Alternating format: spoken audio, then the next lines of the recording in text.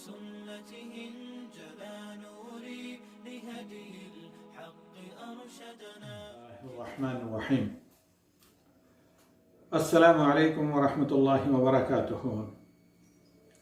أعوذ بالله من الشيطان الرجيم. قال تعالى: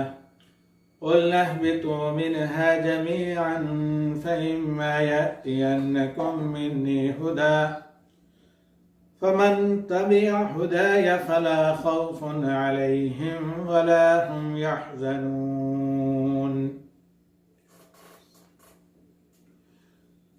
معزز سامعین، حضرات و خواتین، آج ہم نے آغاز کیا ہے تلاوت قرآن پاک سورہ بقرہ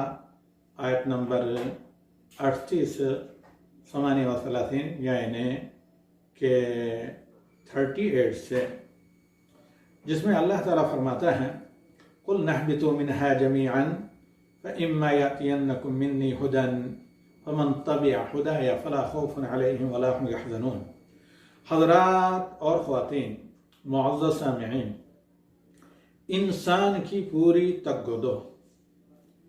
پوری جفا کشی، محنت، اسٹرگل صرف دو چیزوں کے لیے ہوتی ہے: یا تو ماضی میں جو وہ تساہل و غفلت لاپرواہی کر چکا ہوتا ہے اس پر ندامت کی وجہ سے تلافی اس کی کرنا چاہتا ہے، یا تو مستقبل کی فکر اسے دامن گیر ہوتی ہے، یا دنیا کے اعتبار سے نان شبینہ کی فکر اور مستقبل کے بارے میں اپنے اہل و عیال کے بارے میں، اور پھر اگر واقعی مومن بندہ ہے تو ان سب سے زیادہ اسے آخرت کی فکر ہوتی ہے۔ اور ایک مومن بندہ بھی انہی دو مسئلوں سے دوچار ہوتا ہے: یا ماضی میں جو کوتاہی کی گئی ہے اس کی تلافی کرنا چاہتا ہے، اس پریشانی اور غم اور ایک قسم کے ڈپریشن سے بچنا چاہتا ہے جو وہ تساہلی اور غفلت میں زندگی گزار چکا ہے، کیونکہ ایک بندہ مومن کے سامنے آخرت میں تھمائے جانے والا یہ پرچہ ہوتا ہے کہ لن تزول قدم ابن آدم حتى يسأل عن أربع: عن عمره فيما أفنى، وعن شبابه فيما أبلى، وعن ماله من أين اكتسب وفيما أنفق۔ بارہا اس حدیث کی شرح میرے دروس میں آپ لوگ سن چکے ہیں۔ تو ایک مومن کو چونکہ یہ فکر دامن گیر ہوتی ہے، لہذا اپنی جوانی، اپنی عمر کا یا اپنی فرصت کا یا اپنی صحت کا جو حصہ لاپرواہی، غفلت، شیطان کے بہکاوے اور نسیان میں بسر کیا ہوا ہوتا ہے، اس کے لیے پریشانی کا شکار ہوتا ہے۔ اور یا پھر مستقبل کے بارے میں وہ فکر مند ہوتا ہے کہ کب ملک الموت اللہ کا پیغام لے کر آئے اور اللہ تعالیٰ کے سامنے حاضر ہونا پڑے تو جواب جا کر میں کیا دوں گا۔ اب ماضی کے بارے میں جو انسان کو پریشانی ہوتی ہے اسے یہاں پر اس آیت میں حزن کہا گیا ہے، اور دیگر آیات میں بھی جیسے فصلت میں بھی جہاں استقامت کا ذکر ہے۔ اور پھر مستقبل کے بارے میں جو انسان کو فکر اندیشہ دامنگیر ہوتے ہیں اسے یہاں خوف سے تعبیر کیا گیا ہے۔ یعنی انسان کا سب سے جو بڑا مسئلہ ہے وہ صرف دو چیزیں ہوتی ہیں: یا مستقبل کے بارے میں خوف اور ڈر اور فکر و اندیشہ، کیونکہ غیب کا علم اللہ کے سوا کسی کو نہیں، اور ہر انسان کا مستقبل یا فیوچر اللہ تعالیٰ کے علم غیب میں ہوتا ہے۔ یا پھر ماضی میں جو سیاہ اعمال یا کوتاہی کر چکا ہے اس کے بارے میں آدمی پریشان، غم زدہ اور ندامت کا شکار ہوتا ہے۔ تو ان دونوں بیماریوں کا علاج جو اللہ تعالیٰ نے اپنے قرآن میں بتایا ہے مومنوں کو، اسی پر آج کے درس تفسیر کا دار و مدار ہے۔ اس لیے آپ نے درس کے اعلان میں دیکھا ہوگا کہ خوف، ڈر اور فکر، اندیشہ اور پریشانی کا علاج۔ تو اس آیت میں اللہ رب العالمین نے مستقبل کے فکر و اندیشہ اور ماضی کی کوتاہیوں پر پریشانی اور ندامت کا علاج بتایا ہے، لیکن یہ ہے اہل ایمان اور تقوی کے لیے۔ تو ہمارے دادا آدم علیہ السلام نے بشری تقاضے سے شیطان کے بہکاوے میں آ کر اللہ کی نافرمانی کی، غلطی ہوئی۔ اس طرح کی غلطیاں ہم انسان ہونے کے ناطے نسیان کے ساتھ روزمرہ کرتے ہیں، تو اللہ رب العالمین نے ان کی پریشانی کا حل اپنے نازل کردہ کلمات کے ذریعے توبہ کرنے میں رکھا تھا۔ تو میرے بھائیوں اور بہنوں اور جملہ سامعین حضرات و خواتین، ہماری اور آپ کی ان پریشانیوں کا حل جو ہم اپنے ماضی کے سلسلے میں کبھی تفکرات وغیرہ یا اپنی زندگی کے کتاب کی ورق گردانی کرتے ہیں تو سامنا کرتے ہیں، ان کا بھی بتایا، اور پھر مستقبل کے بارے میں جو ہمیں فکر لگی ہوئی ہے کہ اللہ رب العالمین کے سامنے وقت حساب و کتاب ہم کون سا چہرہ لے کر حاضر ہوں گے، تو اس کا بھی حل اللہ رب العالمین نے بتایا، اور بتایا یہ کہ حل وہی ہے جو حل اللہ رب العالمین کی طرف سے ہمارے دادا آدم علیہ السلام کو دیا گیا۔ تو آئیے، حقیقتاً ابھی تک کا یہ مقدمہ ہی تھا درس کا، تو حقیقی درس تفسیر آیت نمبر 38 بعنوان خوف، ڈر اور پریشانی کا علاج۔ تو اللہ کہتا ہے کہ آدم علیہ السلام نے جب غلطی کی تو عقاب کے طور پر آدم کو، حوا کو اور ان کے ساتھ شیطان کو بھی یہ کہا گیا قُلْ نَحْبِطُوا مِنْهَا جَمِيعًا، تم سب کے سب یہاں سے اترو۔ اس سے یہ معلوم ہوتا ہے کہ جنت بلندیوں میں، آسمانوں میں ہے۔ فَإِمَّا يَأْتِيَنَّكُم مِّنِّي هُدًى، جو بھی جب کبھی بھی میری طرف سے تمہارے پاس ہدایات آئیں گی، فَمَن تَبِعَ هُدَايَ فَلَا خَوْفٌ عَلَيْهِمْ، یاد رکھو کہ دنیا میں بھی جو میری ہدایات، وہ انبیاء، رسولوں، مصلحین، آسمانی کتابوں اور تعلیمات کی شکل میں تمہارے پاس پہنچیں گی، تو جو ان پر چلے گا فَلَا خَوْفٌ عَلَيْهِمْ، تو انہیں کسی قسم کا اپنے مستقبل کے بارے میں خوف زدہ ہونے کی اور فکر و اندیشے سے دوچار ہونے کی ضرورت نہیں۔ وَلَا هُمْ يَحْزَنُونَ، اور نہ ہی وہ اپنی ماضی کی کسی تقصیر کے اوپر غم زدہ ہوں گے، پشیمان اور پریشان ہوں گے۔ اب یہاں پر یہ آیت ہمارے سامنے ہے، سورہ البقرہ آیت نمبر 38۔ اس میں ہم اور آپ اگر غور کریں تو اللہ رب العالمین نے قصہ آدم ہمارے سامنے رکھا ہے، اور اللہ تعالیٰ یہ ہمیں باور کرانا چاہتا ہے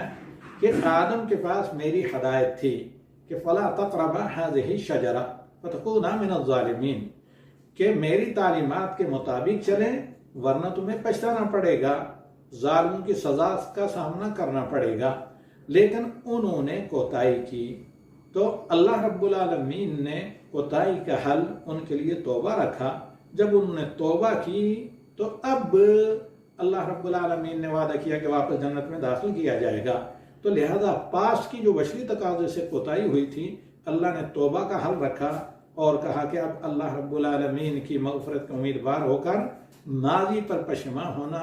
ان الجھنوں میں غم و فکر تفکرات میں پڑے رہنا یہ چھوڑ دیں، اب اپنے مستقبل کی تیاری کریں۔ تو ہمیں بھی یہ بتایا گیا کہ اگر ہم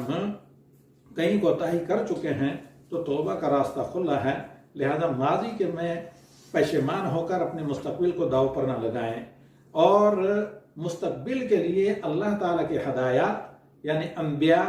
خصوصاً نبی صلی اللہ علیہ وسلم کی تعلیمات اور اللہ کی نازل کردہ آخری کتاب قرآن کریم کی ہدایات پر ہم عمل کریں، تو لہذا مستقبل کے بارے میں فکر و اندیشہ کی چندہ ضرورت نہ رہے گی۔ تو یہاں پر اللہ رب العالمین نے اس آیت میں اس بات کی اطلاع دے رہا ہے کہ آدم اور ان کی بیوی اور کو ڈرائے گیا اللہ رب العالمین کی طرف سے، یہاں تک کہ شیطان نے انہیں جنت سے نکال کر دم لیا۔ اور یہاں پر جو اللہ رب العالمین کہہ رہا ہے فلا خوف علیہم ولا هم يحزنون، تو اس سے مراد ذریت آدم ہے کہ یعنی ان قریب میں آدمیوں کی ہدایت کے لیے آسمانی کتابیں نازل کروں گا، انبیاء اور رسل میں مبعوث کروں گا، جیسے کہ ابو العالیہ مشہور تابعی مفسر ہیں روایت کرتے ہیں کہ الہدیٰ سے مراد یہاں پر کہ فَإِمَّا يَأْتِيَنَّكُم مِّنِّي هُدًى، تو اس ہدایت سے مراد ہیں انبیاء اور رسل اور بیان، یعنی انبیاء کی شریعت اور تعلیمات۔ مقاتب بن حیان کہتے ہیں کہ ہدایت سے مراد محمد صلی اللہ علیہ وسلم، اور حسن بصری نے کہا کہ ہدایت سے مراد قرآن ہے۔ حقیقتاً یہ سارے کے سارے قول اپنی جگہ درست ہیں، لیکن سب کے سب قول امام ابو عالیہ کی تفسیر میں داخل ہیں، کیونکہ وہ جامع اور عام اور شامل ہے۔ تو اب اللہ نے وعدہ کیا کہ اے انسانوں، تم میں سے کبھی بھی کسی بھی دنیا کے خطے میں کسی بھی زمان و مکان میں جو میری ہدایات یعنی نبیانہ تعلیمات اور میری کتاب کے مطابق اپنی زندگی گزارے گا، یعنی جو ہم تفسیر کر رہے ہیں القرآن تدبر و عمل، تدبر کر کے قرآن کے مطابق زندگی بسر کرے گا، تو فلا خوف علیہم، یعنی مستقبل کے بارے میں اسے کسی فکر و اندیشے کی ضرورت نہیں، کیونکہ لا یکلف اللہ نفسا الا وسعها ولا هم يحزنون، اور انہیں کسی قسم کی پریشانی اور پشیمانی اپنے پاس پر نہیں ہوگی، یعنی اگر وہ دنیا نہیں کما سکے، دنیاوی ٹھاٹ واٹ حاصل نہیں کر سکے، جیسے کہ اللہ رب العالمین نے سورہ طٰہٰ کی آیت نمبر 123 میں کہا، اس کی بھی ہم اپنی جگہ پہلے تفسیر کر چکے ہیں دروس جمعہ میں، کہ اللہ نے آدم اور حوا کو کہا اہبطا منہا جمیعا بعضکم لبعض عدو، ایک ساتھ دونوں کے دونوں جنت سے نکل پڑو اور زمین پر جا کر آباد ہو جاؤ، تم آپس میں ایک دوسرے کے دشمن بن کر رہو گے۔ فَإِمَّا يَأْتِيَنَّكُم مِّنِّي هُدًى، جب بھی اور جہاں کہیں بھی میری طرف سے تمہارے لیے ہدایات آئیں گی، یعنی اللہ کے انبیاء اور انبیاء کے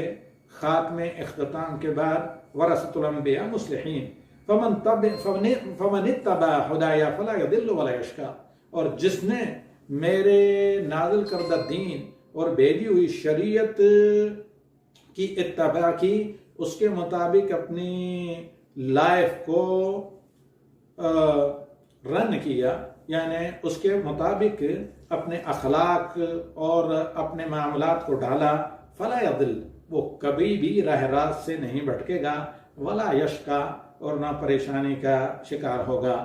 ابن عباس ترجمان القرآن با شہادت رسول صلی اللہ علیہ وسلم ہیں، فرماتے ہیں فلا یضل فی الدنیا، یعنی دنیا میں وہ صراط مستقیم سے گمراہ نہیں ہوگا، بشرطے کہ وہ اللہ کی کتاب پر انبیاء کی تفسیر، نبی کی تفسیر اور تعلیمات کے مطابق چلے، ولا یشقی فی الآخرہ، اور آخرت میں بد نصیبی کا سامنا نہیں کرے گا، یعنی موت کے وقت ہی سے اللہ تعالیٰ اس کی جان کرنے کے مسائل کو ایک مومن کی روح قبض کیے جانے کے لیے جو بشارت ہے اس کی طرح آسان کرے گا، قبر کے سوال جواب اس کے لیے آسان ہوں گے، حشر سامانی سے وارش الہی کے سائے میں ہوگا، پلصراط سے اہل ایمان و تقیٰ کی طرح وہ تیز رفتاری کے ساتھ گزر جائے گا، اور پھر جہنم کی شعلہ زن آگ سے بچ کر جنت میں اس کا ملائکہ استقبال کریں گے مبارکبادی اور خوشی کے ساتھ، کہ سورہ طٰہٰ کی آیت نمبر 124 میں اللہ تعالی نے کہا وَمَنْ أَعْرَضَ عَنْ ذِكْرِي، ذکر سے مراد اللہ کی کتاب اور اسی طرح اللہ کے نبی کا پیغام ہے، وَمَنْ أَعْرَضَ عَنْ ذِكْرِي فَإِنَّ لَهُ مَعِيشَةً ضَنْكًا، اور جو میرے ذکر میری کتاب سے روگردانی کرے گا، یعنی اگر پڑھنا نہیں آتا تو اسے پڑھنا نہیں سیکھے گا، فرصت اور چانس ہونے کے باوجود، پڑھنا آتا ہے تو اس کی تلاوت نہیں کرے گا، اسے یاد نہیں کرے گا، تلاوت کرتا ہے لیکن اسے تدبر اس پر نہیں کرے گا، یا سب کچھ بھی ہے لیکن اس کے مطابق عمل کر کے اپنی سیرت کو، صورت کو کتاب اللہ کے قالب میں ڈالنے کی اگر کوشش نہیں کرے گا، فَإِنَّ لَهُ مَعِيشَةً ضَنْكًا، تو پھر دنیا کی اس کے لیے پشیمانی بھی ہے، پریشانی بھی ہے، دکھ درد بھی ہے، اور زندگی اس کے لیے ایک عذاب بن کر رہ جائے گی، اجیرن بن کر رہ جائے گی، اور اب آخرت میں کہیں آسانی ہونے کی بھی کوئی امید نہیں کیونکہ اللہ رب العالمین نے اس کے لیے شرط لگائی تھی فمن اتبع ہدایا فلا خوف علیہم ولا هم يحزنون، لیکن چونکہ اللہ کی ہدایات کو نہ پڑھا، نہ سمجھا، نہ تدبر کیا، اور نہ اپنے آپ کو اللہ تعالیٰ کے کتاب اور نبی صلی اللہ علیہ وسلم کی سیرت کے مطابق ڈالنے کی کوشش کی، تو وہ نحشرہ یوم القیامت اعمی، قیامت کے دن بھی اسے نابینا قبروں سے اٹھایا جائے گا، اس کا حشر ہوگا، فالعیاذ باللہ۔ اور اگر توحید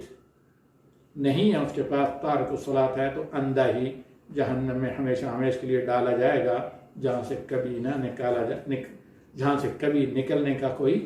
امکان ہی نہیں ہے، جیسے صحیح احادیث میں ہے۔ الحمدللہ الذی بنعمتہ تتم الصالحات، والسلام علیکم ورحمۃ اللہ وبرکاتہ۔ آئندہ ہمارا درس ہوگا انشاءاللہ العزیز سورہ بقرہ آیت نمبر 39، اور وقت پر عنوان کے ساتھ اعلان بھی کیا جائے گا۔ السلام علیکم ورحمۃ اللہ وبرکاتہ۔